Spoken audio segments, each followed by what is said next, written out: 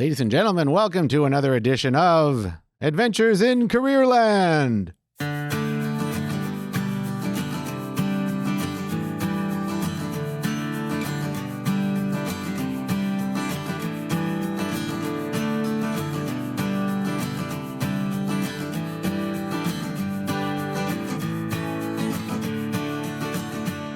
Hi, everyone. I'm Adriano Magnifico. I'm your host for Adventures in Careerland. I'm a career facilitator in the Riel School Division, and we're broadcasting from the Riel Arts and Technology Center. This is the place of 13 apprentice and applied learning programs.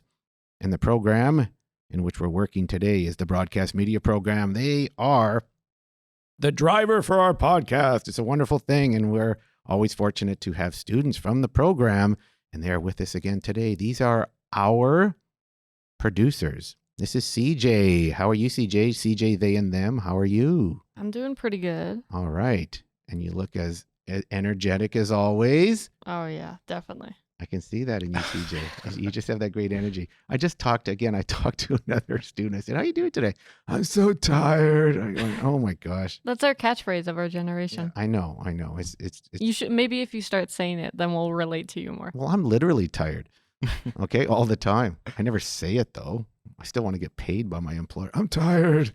All right, we'll find someone who isn't tired. Well, you don't say it in front of who hires you. I know but I would. Anyway, and also Andre Boisjoli. And where are you from, Andre? I'm from Saint Adolphe, Saint Adolphe. I'm like 15 minutes from the city. Not that far. And you've been in that heavy fire zone. Oh, sorry, the flood zone. That's flood the zone. opposite. Yeah, apparently fire is now on the water. You know what? I'm just thinking biblically, right? I thought that we've had floods, we've had fires. I'm waiting for the locust. Mm-hmm. There's all kinds kinds of great potential those now. Murder hornets for better not come back.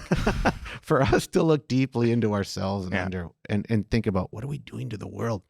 How are you, Andre? I'm doing good. All right. Hey, so what are you streaming right now? What shows are you streaming and watching? So I started watching Better Call Saul. Now, it's like a knockoff off of, or like a sequel off of Breaking Bad.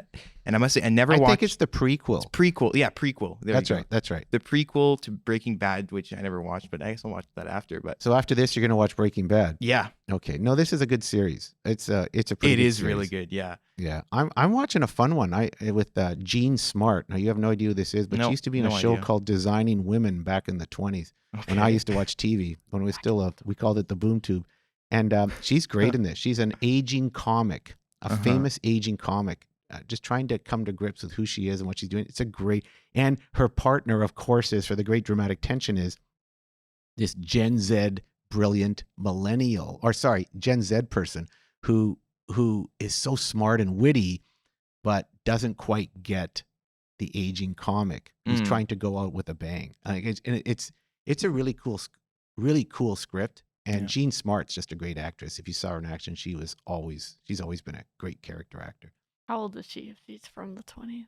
Oh, she's just one of those. She's got to be almost 150 years old.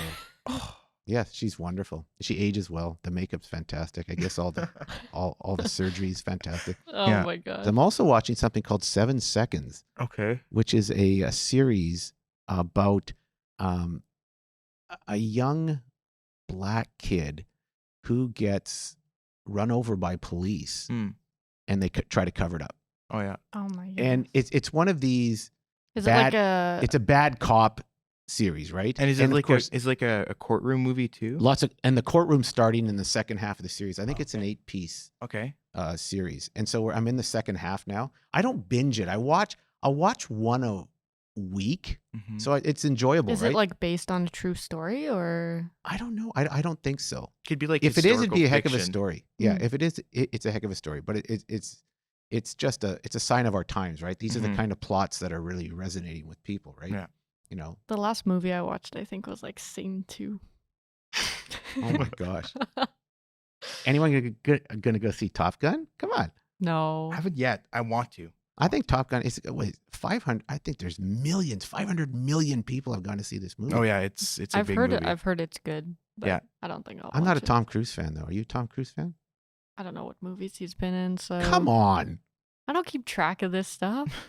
Oh my gosh. Tom Cruise, only the most famous actor that ever existed. I don't know names. Mission Impossible. Okay, yeah. Jerry Maguire. Don't know that one. I don't know. Cocktail. Nope. A personal favorite. I know, you got to watch more movies. That was the I worst like movie. Eddie That was the worst Murphy. movie I've Eddie ever- Murphy is Eddie a good Murphy. actor. Oh yeah. Eddie Murphy. That's the same era. How do you not know there's Eddie Murphy? You don't know there's a Tom Cruise out there? I know Tom Cruise. I just don't know what movies he's been in. Mm. Anyway, keep Anyway. streaming, you guys, and Yeah. keep binging. Yeah. All right. Anyway, today's program is going to be, I don't know, it's going to be out of this world because, Looking We- at your list of fancy words that you got to use. yeah, I haven't used them. I have to compile them though. But it's I never, and this guest will understand that I'm not a person who likes to use big words. She's chuckling, I think. Anyway, because half the time she's a former student of mine from way back at River East, the year 2000 graduate. That's amazing. And of course, she joined, as CJ says. Is everyone in this podcast from the career internship program? Well, this one is. Not everyone is, but this particular person is. Why do we all talk like Californians? Like No, we talk like old people. That's Yeah. what he makes us talk I'm like. turning you into old people. That's my plan. And of course, I'm a baby boomer. You two are Gen Zers, and we have a millennial here. I'm pretty sure we have a millennial. And how exciting is that? She's going to bring her perspective. This is one of my favorite people. And it's funny, I got to know her, of course, River East time, but then at the Chamber of Commerce, she started working a little while ago. And that's where we reconnected. And of course, I always talk to you about LinkedIn. And then we reconnected on LinkedIn. We still need to be sponsored by them. Sponsored by LinkedIn, yes. Yes. Oh, yeah. The ubiquitous social media program that brings people together. Right? We have a marketing campaign already ready to go. Jackie's excited. So this is Jackie Schapansky. I knew her as Jackie Gaudry back in the day, but Jackie Schapansky now, who's doing a number of amazing things, and her story's really cool. Jackie, how are you? Hello, I'm doing good. How are you, Adriano? Or I Okay. should say Mr. Mags. Yeah, it's Mr. Magnifico to you, okay? Let's not forget the Or certain just Magnifico. the protocol. Yeah, these guys, Magnifico. you know, in this day and age, they don't even use the Mr. anyway. It's just hey you. Help me! Help me! You're the career dude. I'm the career dude. That's Yep. what CJ calls me. Thanks, CJ. All right, I have to change my wardrobe though. What would a career dude look like? I don't want to know what a career I don't dude know. would I look don't know what it looks like. Yeah. Anyway, Jackie, how are you doing? This is in the old River East days. I always like to ask way back when. Way back when. That's right. And now you're getting, it's funny, we were chatting yesterday and you're saying, boy, I'm getting old. I said, Jackie, you're not even in the league of getting old compared to Magnifico. compared to Magnifico. But I understand that now you're in a position of thinking back. You know, you've collected, we always talk about collecting dots so you can connect them. You've collected a lot of dots. And now when you look back at them, you have, and they're amazing. So I want you to talk about those River East days when you were a kid in grade 11 and 12. What was going through your brain? Oh, what was going through my brain? I don't know. I can't share all of that, but I should probably share the You know what? I can share that honestly, I did enjoy my high school years. I did. I had a lot of fun, had good friends.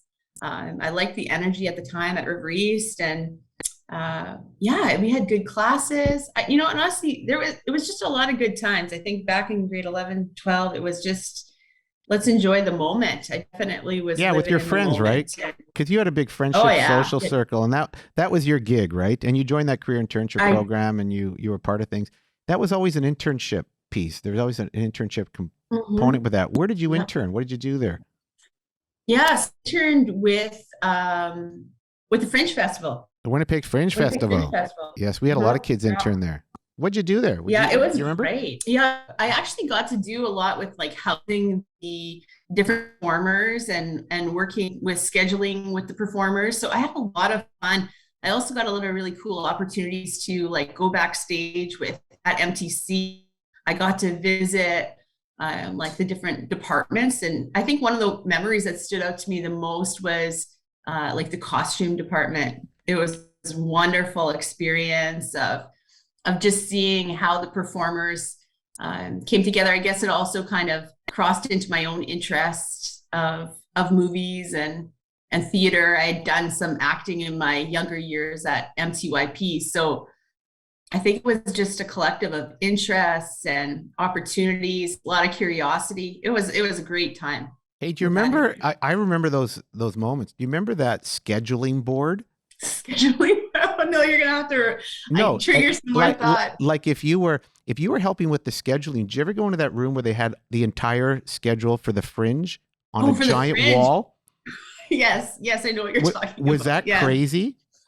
It is, honestly, the amount of detail that goes into that festival. Wow. They work hard. They work really hard to execute that with such excellence. Like, that program has been so long running, and it's such just like a staple here in Winnipeg. It's really world renowned. People come from everywhere to be a part of it. Well, it is. It's one of the largest in the world. I go every year because it's just amazing. It's the cheapest. You guys go to the Fringe Festival? No, I haven't been. Oh my gosh. Have you been, CJ? I don't even know what it is. You don't even know what it is, CJ. I'm just going to, you know what? I know. The Winnipeg Fringe, you can volunteer. I can set you up so you can connect to these people. It's about a 10 or 12 day festival in Winnipeg for all kinds of theater. And the theater is usually an hour long. So if you're a novice to theater, it's the perfect place to go. And you'll see the most offbeat, off the wall, some very classical, but not a lot of that. It's very kind of experimental too. Would you say that, Jackie? Oh, totally. Everything from improv, like comedy, to a little bit more risque, everything. It's all genres. It's not drama, my gig. action. It's not your gig, CJ. No. You'd be surprised because it's so much fun. And there's also music, right? And there's music, and they have this giant center where the Cube is in the Old Market Square, where it's just a festival every day. And there's shows and performers going on. So do you just go to watch, or do you go to participate as well? You can go to watch, you can volunteer and help out with the events and be at different venues. But at any given time, there might be, 40 different shows going on, and you get to choose. And they're cheap. That's the point. It's like $10 to go to a show, not 50 to 100. And so you get to see a fair, and the shows come, they're randomly drawn. So it's not like you have to audition for the show. It's just you're a theater company, you get randomly drawn, and they ask, do you want to do this? A high school group at Nelson Mac did a Fringe show. So it's really cool stuff. So what's your interest in theater about? You did MTYP. Did mom and dad throw you in that? Or did you say to mom and dad, I want to be an actor like Tom Cruise? I probably didn't want to be. I think I as a younger person, I think I did at some point think I was going to become some celebrity, but that part didn't happen. In my mind, you're a celebrity. I saw you at the Chamber. You're like a celebrity type there at the Chamber of Commerce. That's where I thought, is that my Jackie? Oh my gosh. Look at her. She's running things. Oh my gosh. Amazing. You are a celebrity. I think you are. It was fun. Well, and what did you get out of doing something like that? Like when you chose the SIP, people choose that SIP program, which was ahead of its time, I always thought, because it got you outside of buildings, the regular school walls. What did you get out of that Fringe experience when you think about it? Well, out of the Fringe experience, I think it was just possibility. I think that it starts to expand what is possible for you in your career. Like, I think in high school, I don't think I really realized how much opportunities are out there. And I think that was probably a first glimpse into seeing how small Winnipeg feels, but how connected it is to the world. And so it really, I think, opened the door for what is possible. Yeah, that's probably what I got out of it. That's pretty cool. And you've always had a bit of an entrepreneurial flair and stuff. So you've always had this sense of, I'm going to push the envelope. I'm going to try this. What does this look like? You always had this as a student, a curiosity about you. And I see it in kind of your pathing to now. So talk about when you left the Fringe, what did you go do when you left? Well, you're right. I do. There's always been that entrepreneurial drive in me. And I think, and you're right. Curiosity has always led that path. And so after the grad, I actually worked at Second Cup down on Edmonton. It was a really cute, I loved it. It was cute, a great location, interesting people that would visit the shop. And my goal was to save up to go and move to Panorama and snowboard in BC. So I did that. I got to go out west, but more importantly, did you get free coffee when you were there? I think I got a free cup of coffee, but I think that's where it stopped. There wasn't too many perks. Perks. That was a great word. Good pun. Not too many perks. That's why I want to work at Tim's, because you get discounts and stuff. Discounts are good. Exactly. So you went to Panorama to skateboard. Snowboard. Snowboard. Sorry, snowboard. Two very different things. That would be a little tough on the slopes. Who is that kid?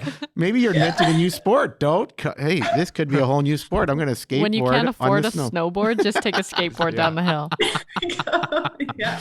So what was your interest in snowboarding? And talk about the whole Panorama experience, because I know people have done that. It's the whole different. We talked about that. It's a whole different lifestyle. It's a very free lifestyle. Yeah, no, it was fun. I think I just had this idea in my head that I was just gonna go and experience this adventure. I think I've always liked the adventure, and I love spontaneity, and I like all that stuff. It energizes me. So yeah, I think it was a part of just saying I was going to do something and then going and doing it. I met a lot of really neat people. I mean, in exchange for the pass to go snowboarding whenever I wanted, I worked in housekeeping.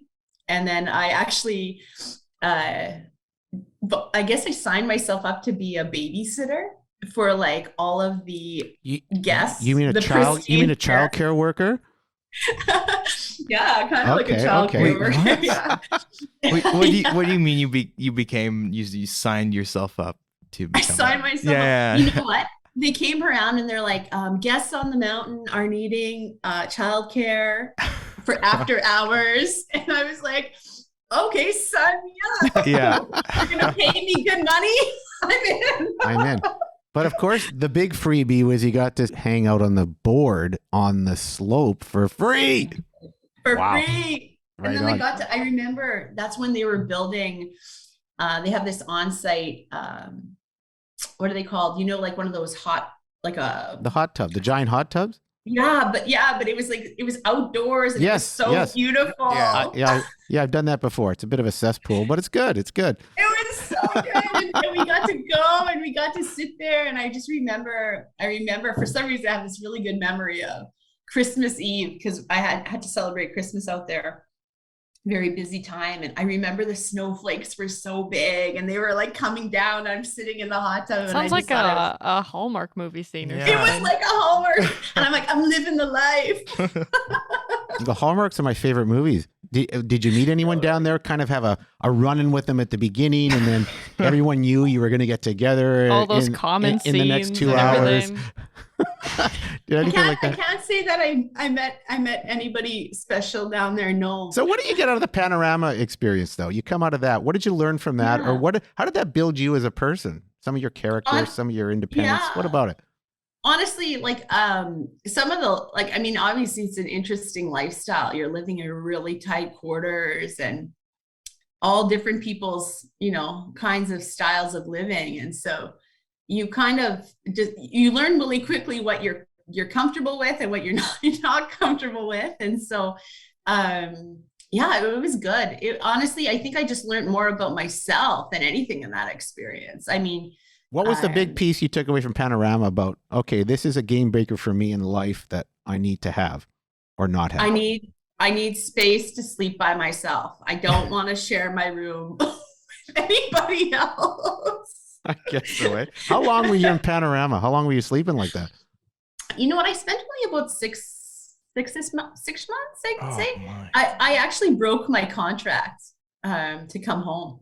And I remember they said to me, you realize if you break your contract, you're never allowed to work for us again. Ooh. And I remember I said, that's fine. I'm going to come back as a guest. I'm out. Oh, thanks for the warning. I'm out. Is that it? I thought you guys were going to take me to court or something. Oh, I'm out. I'll never come back. It's beautiful. Yeah. Nice, easy I way guess out. They weren't used to a lot of people breaking the contract, but I was done. I just needed my space back again. Yeah, but you're still in this kind of free floating space, right? Where you're kind of exploring, trying to figure things out. Where did you did you ever get in your brain, oh, geez, I better go get a regular job or something like that? Did it ever get in your brain that I better go get some skill or get something different aside from, and I know the snowboarding is a real skill, but and there are ways to move that. I see cool entrepreneurs using snowboards in very neat ways, right? Totally. Amazing stuff. But did you ever figure I have to do something different now? I should try to be more quote unquote responsible. You know what? You know what? I did end up moving back to Winnipeg after Panorama, and I think I spent the summer working out at a camp, I think as a camp counselor. And then from after camp, I signed up and I took hairstyling at Scientific Marvel on Portage Avenue. Yes. And this was going to be something that always came quite natural to me. I remember doing hair for friends and dyeing hair since I was young. And it was always something that I saw more as an art, like a creative expression. So I just kind of felt like this was the thing. And I remember my folks were always like, university, university, university. That's really what they always pushed on us. Go to university, go to university. And so for me, I remember at the time, I think I tried to go to university in the beginning, but it just wasn't for me. So I quickly withdrew from that. And I did do the hairstyling thing. And I graduated from Scientific Marvel, and I got my first job at Regis in Kildonan, Play Small. And honestly, I don't think I could ever imagine what came from the hair, though. I got to work in film and theater and stage, and a lot of really unique opportunities. I got to start my own business, hairstyling, in all kinds of facets, so different ways. And I loved it. I really, really loved it. And I got to take... Well, how did the hair gig turn into film and theater for you? You know, connections. It came through connections. I met some people with different groups that I was friends with and was able to be welcomed on set. I had to join like the IATSE union at the time and kind of get my paperwork. And sounds like an Italian mob. Yeah, it does. I was just about to say that. What? Hey, well, let me see your resume. Have you killed anybody lately? Is that just how all job interviews are, though? It's just for Italians. For Italians. Oh, yeah. And they all talk like this. They all talk like that. Was it a bit like this, Jackie, or was it a friend? Was it a friendly, happy thing? No, they probably had like a leather jacket and they had tattoos everywhere and they were smoking a cigar and everything. And they brought you into a dark room and they're like, "Now tell me." Yeah, that's right. Oh with the cigar. Now tell me, what do you have on your resume? Yeah.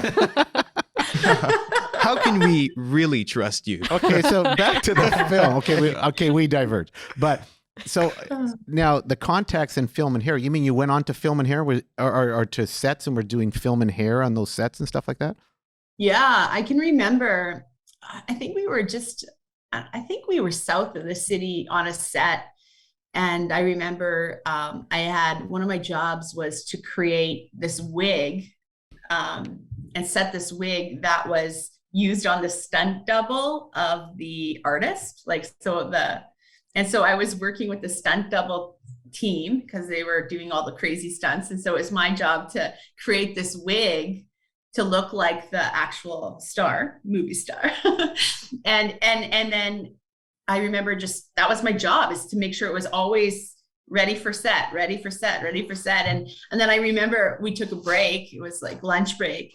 And in comes the guy, like the movie guy. Like the star? And then in comes the stunt double with the wig on. And I'm like, there's my wig.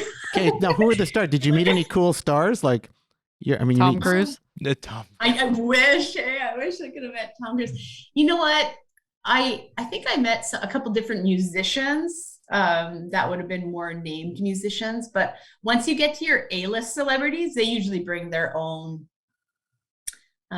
teams in. Yeah. So you don't get to touch too much there unless, That's right. I wish I could wow you with some crazy name. That's okay. It's okay. Hey, just Kanye here. I kind of ran into Brad Pitt accidentally walking on the Jesse James set.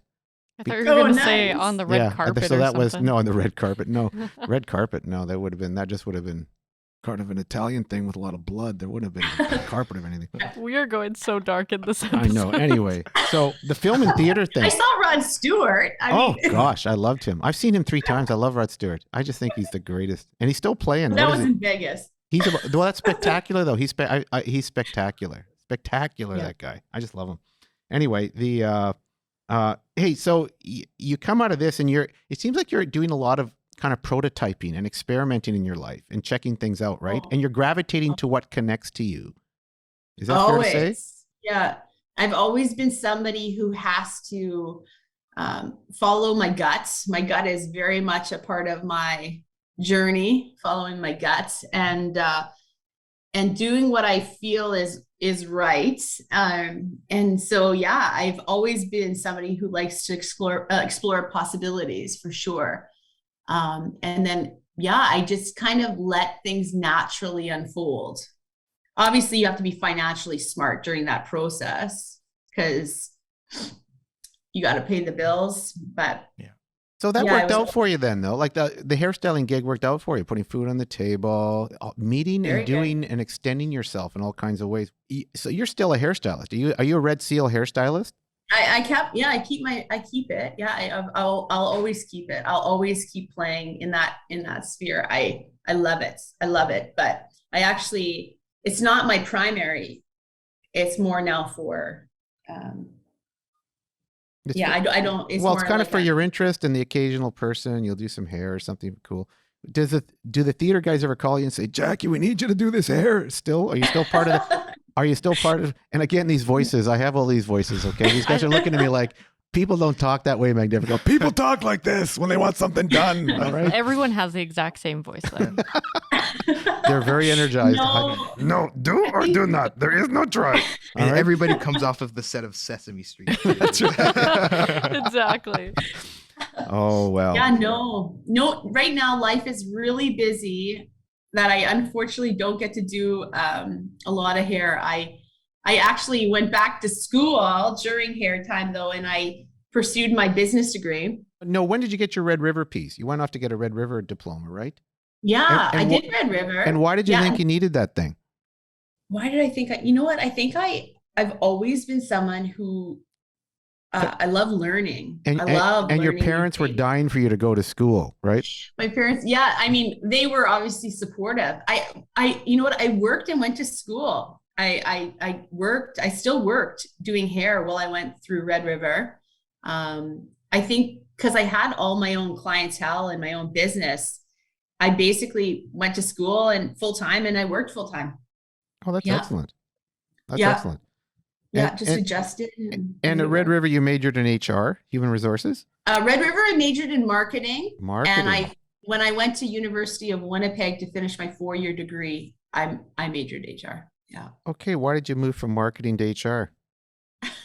You know what? I think it's probably interest, curiosity, and some guidance by mentors, definitely, about diversification in my business portfolio. Right. So we had a couple of HR people on this podcast, and a trend that I've noticed is most HR people have been to the mountains and have had some I'm not even kidding. They have been to like Alberta or British Columbia in the mountains and have had like this eye-opening experience like you had in the the panorama experience that you had. Anyway, so that's an interesting little piece. Why is it the HR people that have to climb the mountains? So stressful. That's all. Quite literally. Really, yeah, exactly. They need that. They need they have to get one with nature. Calm down. Yeah. And they just have to see the giant vista, right? When you climb those things, there is something cool about being on top of those mountains, isn't it? Like isn't there? Like it's amazing. And you just see the wide open sky, and you're so high up. Totally. It's an amazing feeling. It just fills you full of wonder. Your imagination's on overdrive up there. Like for me, whenever I skied a Big Sky or one of those places, I just thought, I don't ever want to come down from here. But it got cold. It got cold at night. And, I was gonna say you probably got cold. And then people had to come and bring me down, usually in stretchers and things. So in the end, we came down. So you're moving from there. Your diploma. You told me you did an internship at lotteries and liquor, like Manitoba Liquor Commission. Yeah. Talk about that. Yeah. So after I graduated from my Red River, I took an internship. It was called the Aboriginal internship with Manitoba Liquor and Lotteries. And I am a Métis citizen. So that was how I got to walk through that door, which was wonderful. So at the time, when I started my internship, liquor and lotteries were still two different Crown Corps. Yep. And so it was really neat. I got to be part of the merging of those two entities together. And it was a really great time. I got to work under different styles of leadership. And I think that's where I started to really understand the importance of being under somebody that you can grow professionally with and have conversations with. So yeah, that was some good times. That's amazing. You called it the merging of the two crowns yesterday. Merging. Yeah. And I thought that was such a neat way to talk about the merging of the crowns, like Princess Anne was there. Jackie, we're going to merge the crowns now, and we'd like to make sure don't touch the royal jewels while we merge the crown. Are they sick? Are they okay? Because that voice, I don't know. Stop it. That's just the British voice. That's the British voice. All right. We're going the old British voice. We're going to merge the two crowns. And that's what she did. So you had to work with unions, right? What's it like working with unions? Challenging? In HR, that's pretty much what you work with a lot of the time if you're in that environment, right? Collective agreements. Yeah. You work with your collective agreements. Yeah. It was very interesting. Well, that builds your acumen and your mindset and your strategic ability, your diagnostics, because of all the things that are thrown at you. I've known my brother worked in those environments too as a general manager, and he said it's challenging. It's super challenging to work. You work with 7 unions trying to ratify agreements together and keep everybody happy. Yeah. That was a big transitional period. And I remember because there was duplication of different union representations. So just really being and adhering to those agreements. It was a big part of the merge, and just keeping it fair, and making sure everybody had jobs, because there was a lot of duplication of jobs. So retention of employees was definitely on the leadership's mandate. They didn't want to see job loss through the process. So yes, it was a big job. Yeah.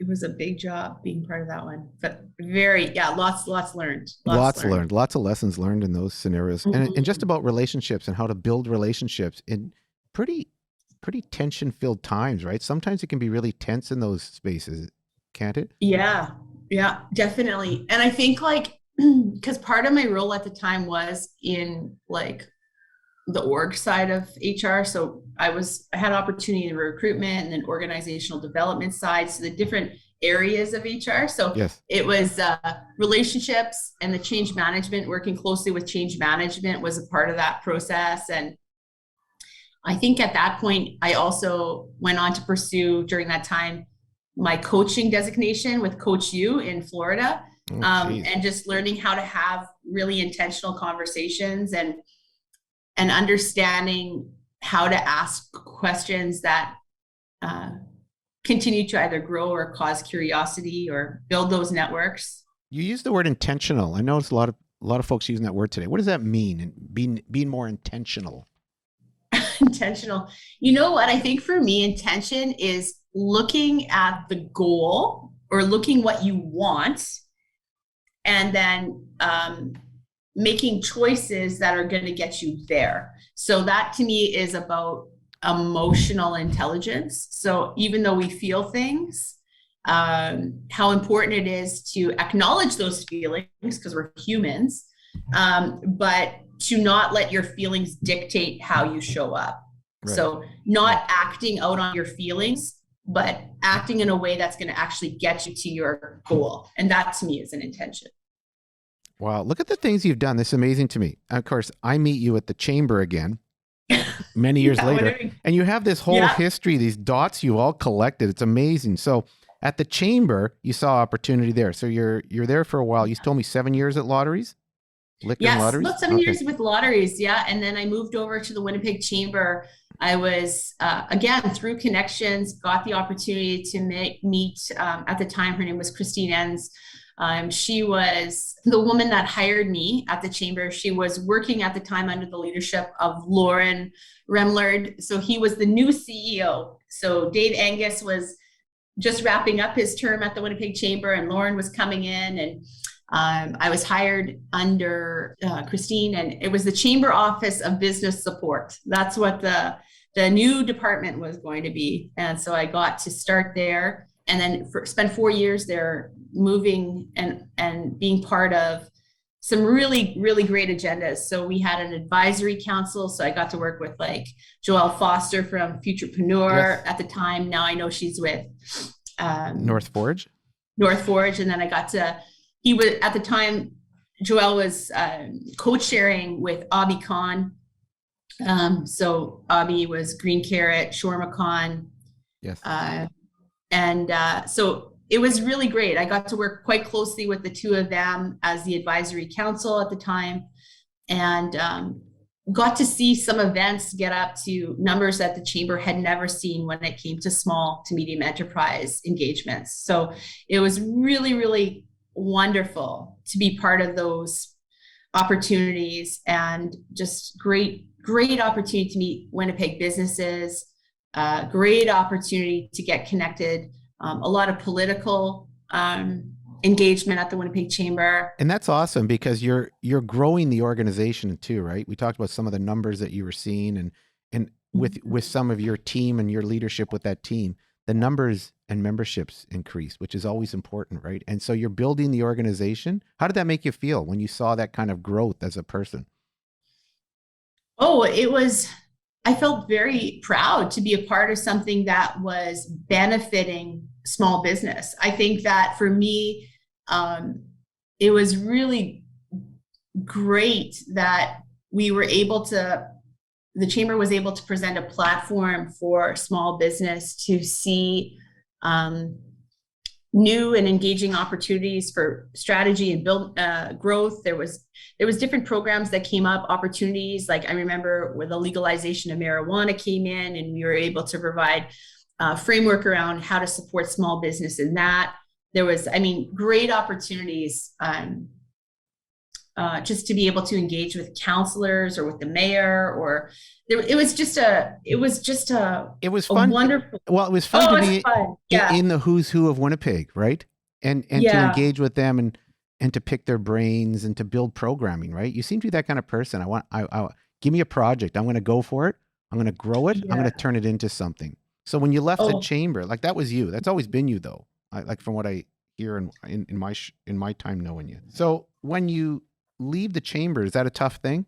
Yeah, leaving the chamber was challenging for me, because I loved it. I loved the chamber. I loved the team. I loved the energy that went into the programming and events. It's just an amazing group of people, and I truly believe in my heart that they're there doing good for the community.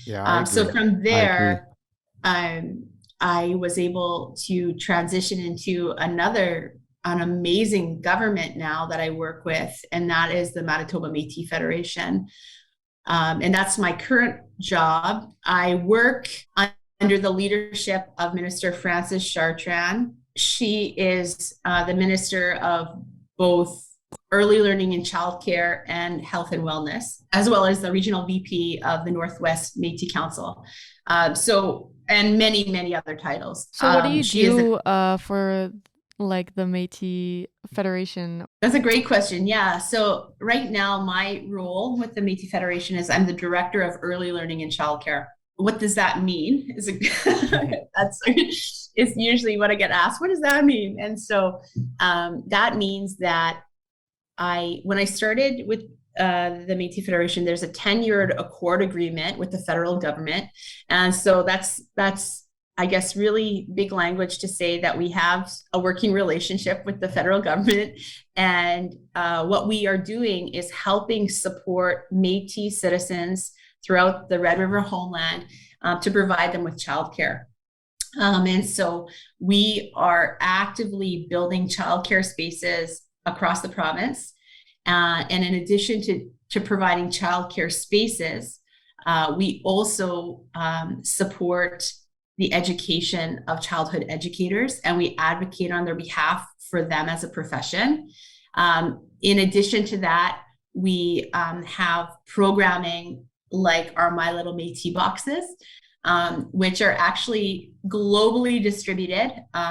And that reaches the child at their home with their name on their box. And it's like a subscription box, but it's all Métis educational content. And so each box is beautifully crafted by a team on my team. And yeah, it's absolutely amazing work. And we also do a culture kit program, which goes to child's Head Starts, friendship centers across Manitoba as well. And those are seeing numbers into the thousands. 4,000 distributed My Little Métis box as far as Australia. Cool. Through the States, and then the kits all around Manitoba, thousands and thousands of children. So you grow these projects. You're one of these people. Let's bring in Jackie. We want to grow this project. So what did it start out with, and how do you feel about its growth? Give us a sense of how this has grown with you in that position. Yeah. So when I came on with the team, there was about 4 or 5 of us, and the team started with, obviously we needed strategy, we needed structure, policy, procedure, all of those business planning things that you are so versed in now. yeah, I got to learn those. And honestly, I've been able to build a team, and this year's fiscal, we'll see 105 employees. From 5 to 105. Yes. Wow. Yeah. That's big growth. Yeah. Very big growth. And they brought Jackie, the growth maker. But that's what they bring you in for, and that's what you do so well. That's amazing. Yeah. And some of these projects would be cool. I'd love to see one of the Métis boxes. That it sounds like something really neat to look at. It does. I'll have to send you guys one. We can arrange that. As an artifact, I'd love to look at it. And then we could do like one of those opening boxes videos that they do on YouTube. Of course. An opening? Yeah, there we are. The opening the box thing. What is it? Spectacular. Actually, a gentleman on our team is teaming up with your school division to speak to grade 10 and 11s in regards to childcare as a profession. Oh, that's awesome. They're probably coming into the childcare program here at ATC. They are. That's it. Because that's one of the applied learning spaces here. It's an amazing program here. Good awesome. Stuff. Well, come on out to that, because we love to. You get gifts if you come. Well, I'm coming for sure. Free gifts. Free gifts. We're in. Will there be coffee or donuts? That's the decider, though. That's the big one. You got donuts. Or even Bannock. I'll take Bannock too. Yes. Bannock. We could arrange something like awesome. this. Now you've embraced, just as a last point, you've really, again in high school, I didn't know you were Métis. Mm-hmm. And you didn't share that. That wasn't something you shared. And now it seems like you're just bursting with pride about it. I'm so proud of you for finding that truth. How do you feel about that now? And that in this journey you've been on as a Métis person? As a Métis woman. Yeah. Honestly, I'm very proud to be Métis, and I'm very proud. I have 2 boys. I have a 7-year-old and a 9-year-old, and I'm very proud to share that with them. And I'm very much thankful that my minister has involved my children in my life with the MMF, which is not necessarily something you see with all employers, but I am very blessed that at the Manitoba Métis Federation, family is very valued.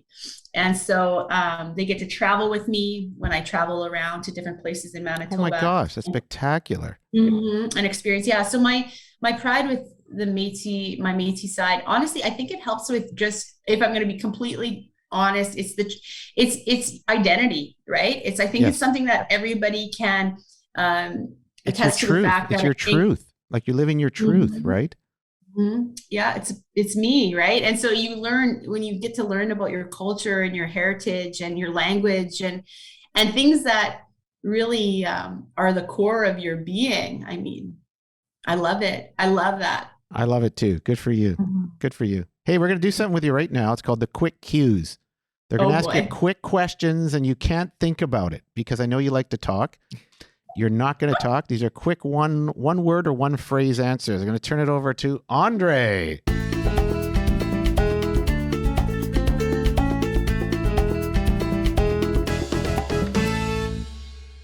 So welcome, Jackie, to Quick Cues. And we'll start off. Are you a dog or cat person? Oh, dog. But I have both. Stop. They're quick.